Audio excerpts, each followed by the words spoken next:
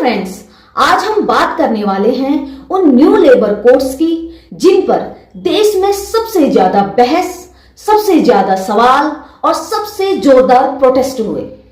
सरकार कहती है रिफॉर्म हो रहा है, मजदूर कहता है रिफॉर्म मेरे लिए या मेरे खिलाफ। आइए करते हैं आज का मनन मंथन। पहले भारत में 29 पुरानी उलझी हुई ब्रिटिश एरा तक की लॉ चल रहे थे। हर जगह अलग रूल, अलग इंस्पेक्टर, अलग प्रोसेस। एग्जाम्पल, एक कानून कहता ओवर टाइमिंग 30 मिनट से कम काउंट नहीं होगा। दूसरा कानून वही काम दूसरे तरीके से बताता। कंपनी भी कंफ्यूज्ड, वर्कर भी कंफ्यूज्ड। इसलिए सरकार ने कहा चलो सबको मिलाकर सिर्फ 4 साफ सुथरे कानून बनाते हैं। ये 4 कोड्स हैं: wage code, industrial relations code, OSH यानी कि safety code, social security code. और अब जानते हैं इन नए कानूनों में बड़ा बदलाव क्या है। पहला, वर्किंग आवर 8 घंटे से 12 घंटे तक।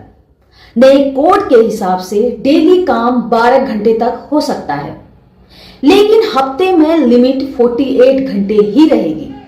एग्जाम्पल, कंपनी बोले हम तुम्हें 4 दिन का काम, 3 दिन की छुट्टी देंगे, लेकिन 4 दिन 11 से 12 घंटे काम।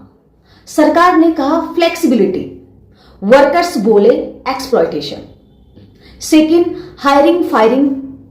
इसमें जो है सबसे बड़ा विवाद है। पहले 100 वर्कर्स से ज्यादा वाली कंपनी फायरिंग से पहले गवर्नमेंट की अनुमति लेती थी। अब ये लिमिट 300 वर्कर्स कर दी गई। अब 300 तक की फैक्ट्री सीधे फायरिंग कर सकती है। एग्जाम्पल, 250 कर्मचारियों वाली फैक्ट्री घाटा बताकर 50 वर्कर्स को निकाल सकती है। पहले गवर्नमेंट से पूछना पड़ता था, समय लगता था, अब जरूरत नहीं। वर्कर को डर है जॉब इनसिक्योरिटी का। Third, PF rules.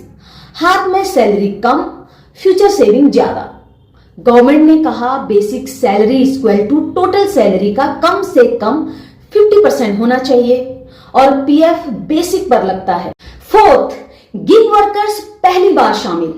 Zomato, Swiggy, ओबर वाले वर्कर्स को पहली बार गिग वर्कर की पहचान मिली। उनके लिए भी सोशल सिक्योरिटी फंड का वादा। फिफ्थ, सेफ्टी रूल्स एक जगह। पहले फैक्ट्री, माइन, कंस्ट्रक्शंस सबके अलग सेफ्टी लॉस थे, अब एक ही कोड में है। एग्जाम्पल, अब कंस्ट्रक्शन वर्कर और फैक्ट्री वर्कर दोनों के लिए clean toilet, drinking water, safety gear, annual health check, एक जैसे नॉर्म्स। अब बात करते हैं कि प्रोटेस्ट क्यों हुए। पहला रीजन, 12 घंटे काम का डर। वर्कर्स बोले अगर 12 घंटे लीगल हो गए तो कंपनियां सेम सैलरी में 2-3 घंटे एक्स्ट्रा काम करवाएंगी। एग्जाम्पल, अगर कंपनी कहे आज 10 घंटे काम करो, लीगल है, तो वर्कर मजबूरी में करेगा। रीजन सेकंड, हायरिंग फायरिंग आसान यानी कि जॉब इनसिक्योरिटी। वर्कर्स बोले 300 वर्कर्स तक फायरिंग आसान है, परमानेंट जॉब्स कम होंगी। एग्जाम्पल, फैक्ट्री बोले मार्केट डाउन है, 60 लोगों को निकाल दो। वर्कर्स बोले अप्रूवल न होने से जॉब और अनसेफ हो जाएगी। रीजन थर्ड, PF हाथ में, सैलरी घटाएगा। वर्कर बोले हमारा PF बढ़ेगा, लेकिन EMI, रेंट, पेट्रोल आज चाहिए। फ्यूचर सेविंग का क्या फायदा अगर आज खर्चे पूरे न हो। रीजन 4, कॉन्ट्रैक्ट लेबर बढ़ने का डर। वर्कर्स ने कहा न्यू कोड कॉन्ट्रैक्ट वर्कर्स का रास्ता और खोल देगी। रीजन 5, सोशल सिक्योरिटी का वादा, लेकिन ग्राउंड पर अनक्लियर। गिग वर्कर्स को शामिल किया है, पर स्कीम कब लागू होंगी, कैसे चलेंगी, कुछ साफ नहीं। अब जानेंगे सरकार का मकसद क्या था।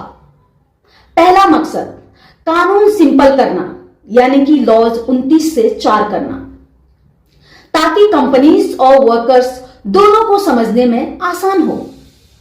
दूसरा मकसद, बिजनेस आसान बने, इंस्पेक्शन ऑनलाइन, पेपर वर्क कम, इन्वेस्टर्स आए, जॉब्स बढ़े। तीसरा मकसद वर्कर्स की सेफ्टी सुधारना, हर इंडस्ट्री के सेफ्टी नॉर्म्स एक जैसे।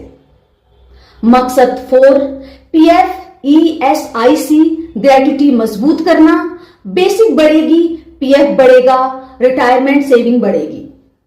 मकसद 5 गिग वर्कर्स को सिस्टम में लाना, पहली बार इनफॉर्मल वर्कर्स के लिए भी बेनिफिट। अब इसमें किसको फायदा और किसको नुकसान? फायदा किसको? कंपनीज के लिए हायरिंग फायरिंग आसान, पेपर वर्क कम, गवर्नमेंट के लिए इन्वेस्टमेंट बढ़ सकता है, गिग वर्कर्स के लिए पहली बार रिकॉग्निशन वर्कर्स, पीएफ ग्रेट्युटी ज्यादा, सेफ्टी नॉर्म्स बेहतर। अब नुकसान किसको? वर्कर्स हाथ में सैलरी कम, परमानेंट जॉब्स कम हो सकती हैं, जॉब सिक्योरिटी घट सकती है, कॉन्ट्रैक्ट वर्कर्स और बढ़ सकते हैं, 12 घंटे का ऑप्शन मिसयूज की आशंका।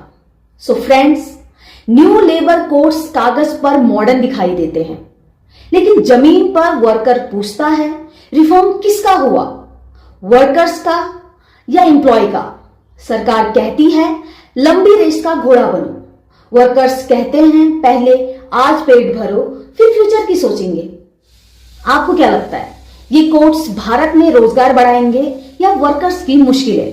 कमेंट्स में बताइए, क्योंकि असली मनन मंथन यहीं से शुरू होता है।